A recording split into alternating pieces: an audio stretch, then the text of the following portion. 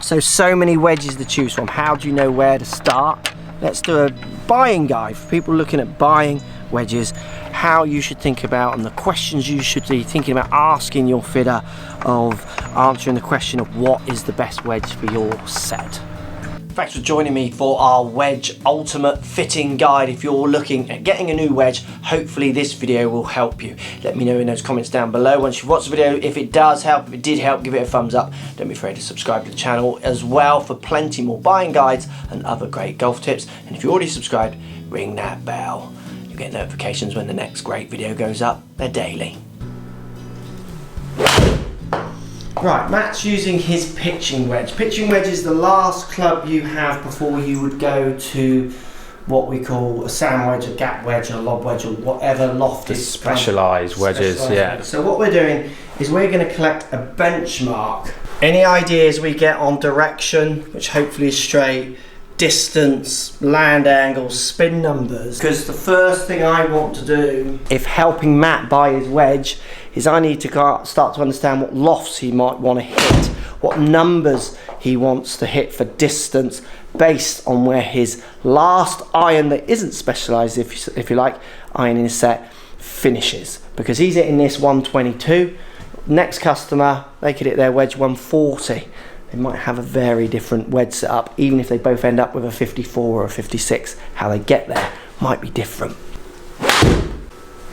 So his wedge today is carrying 116. What would you hit a wedge on the golf course normally? Yeah, 125. Yeah. So with a bounce, that's pretty spot on, isn't it? Yeah, well, you're not going to get that much bounce out of a wedge, and you just mentioned that you're a little bit slower today, you feel? Yeah.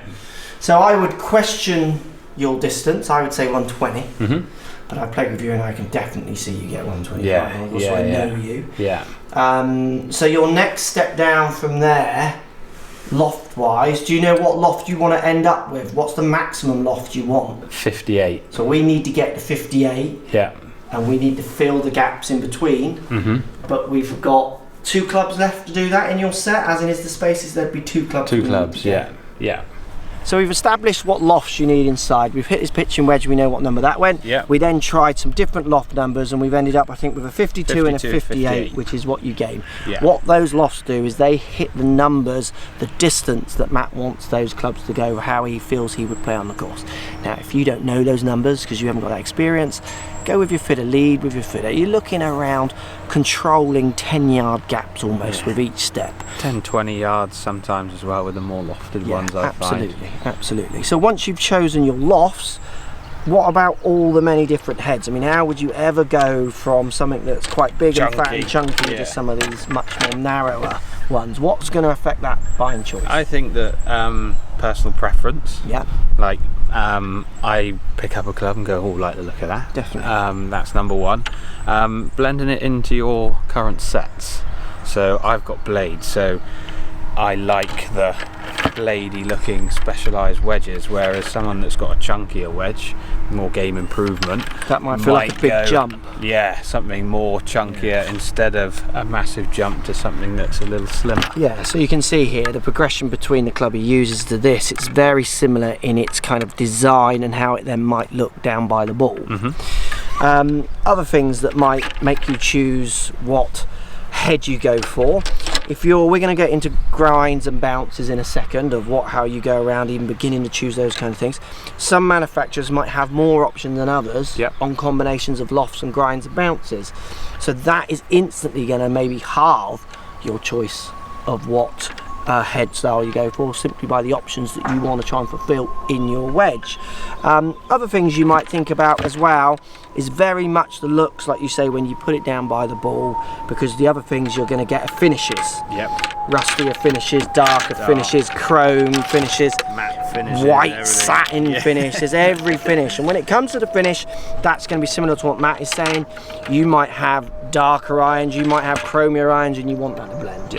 You might have played in a nice warm sunny day like today, and you've put a club down by the ball, sun hits this one, glares you in the eye, and you don't like it. So you think, actually, I'm going to darken my wedges that do point more up at the sky because I don't want that to happen again. So coming down to the head shape and style, it's going to be built around grinds and bounces, so you make sure you get your options. Looks for blending with your set, definitely. and that's going to come down to finishes as well. Some people will say that certain finishes do certain things with spin as well. Test that yourself. When we test wedges, I find with all the top manufacturers, the spin tends to stay up at a pretty gameable spot. So that's something I would be very careful when it comes to buying different wedges.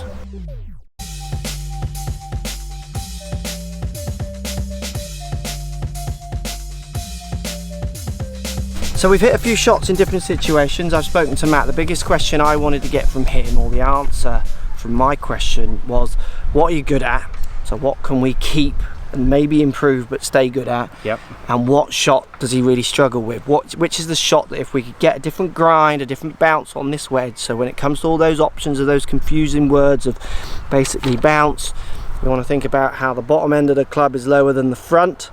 That's going to make interacting with the ground different in different situations. And then grind, what part of the back of this club is being removed or not to allow it to turn and sit on the ground differently.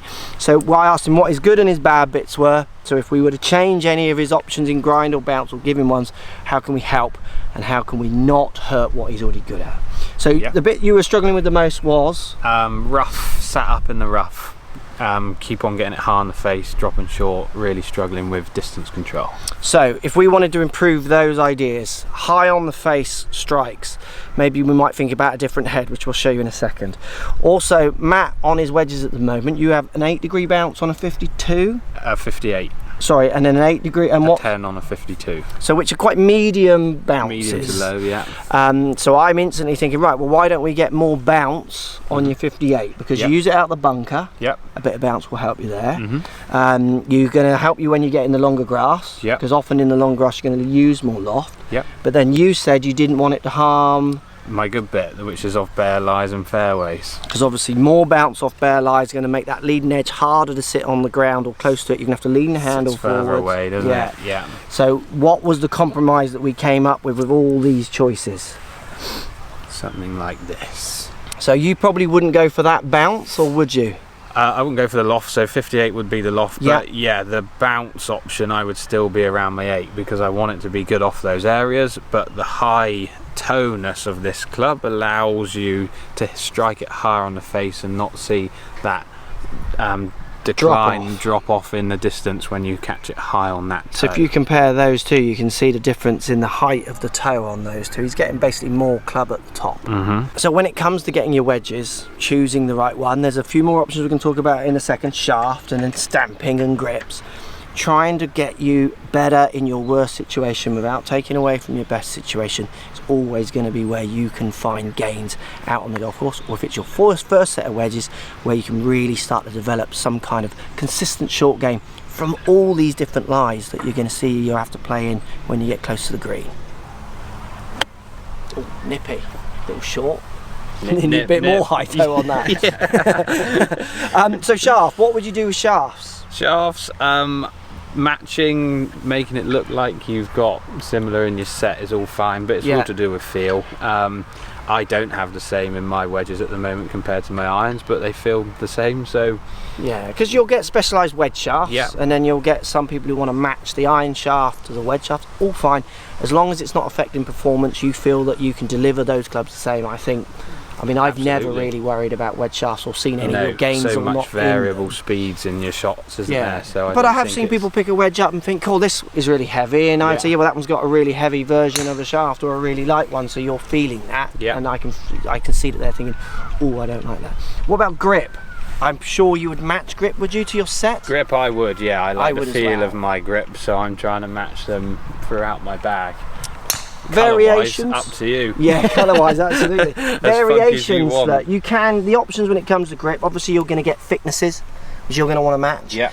And then you get some companies that have slightly different length grips. You know, if you're someone who demonstrates to me, who does what Matt's doing there, like getting close to the greens, really likes to get down to the metal, but giving them a bit more grip might help. And then you've got tapers as well, because this one doesn't taper as much, because it's allowing you to go up and down the shaft. So it's so feel based to what you want. And then lastly, this is total pimping. Where's your one here?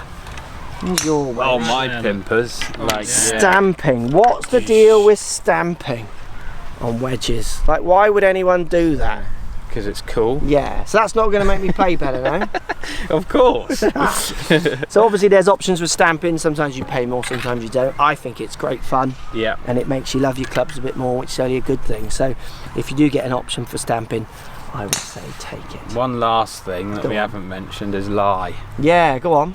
So little footnote. Yeah, little when you are obviously getting fit, get the lie right. Yeah. I have mine 2-3 degrees flat. So different to your irons? My irons are 2 and my wedges are 3, so I deliver my hands really low, which then points the toe up in the air, which then pulls my wedges left. So I'm changing that lie to make that ball start in the right direction. So having a lie just built around your other set is not a good enough wedge fitting, and I totally agree. That's a fantastic point.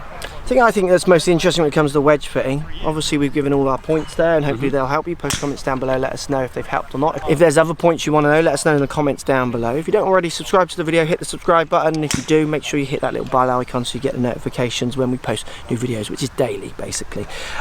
So much of it was about the person put in front of me. About me. Yeah. Yeah, how I feel, situations that I'm in. Feel. Yeah. How you react, and then how you feel that you react, and the reality of the combination of those two. So obviously some people feel they react a certain way, and then you measure them and they're, oh, you're not actually doing that, you're doing this. Yeah. But when it comes to wedge fitting, plenty of science. You want to improve the bits you're not very good at, and you don't want to harm the bits you're good at. So you're finding that happy medium with your grinds and all the rest of it. Yeah. But at the end of the day, it's what you bring to the table that's going to be so important. And for me, what's interesting, let's do a poll. It's going to be a poll coming, which I never know. Up there, isn't it? Yeah, I think it's up there. Yeah, I think it is. Have you had a wedge fitting? Yes or no? Let me know in that poll. Because unfortunately, loads of you are getting driver fittings, which is great, but they're not getting their wedge fittings. And you need to, because it's more personal almost than the driver. Most people are hitting a lot of shots around the green too. Absolutely. Up in there, up in that poll, let us know. Post comments down below, let us know if this helps or not. See you next time.